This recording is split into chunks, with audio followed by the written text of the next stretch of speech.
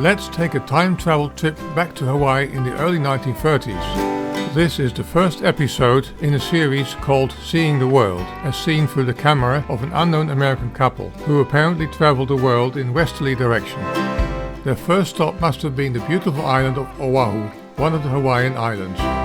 The film starts by showing interesting scenes of life on board the cruise ship. The swell and subsequent rolling of the ship on the Pacific Ocean must have been tremendous, to tell by the waves in the onboard swimming pool.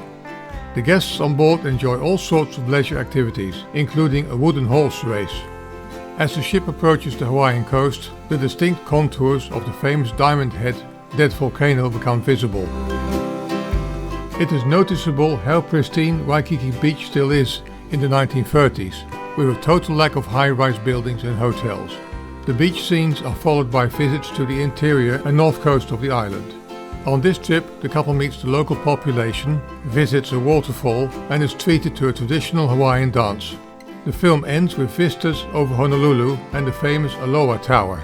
Sit back and relax and enjoy this great short film.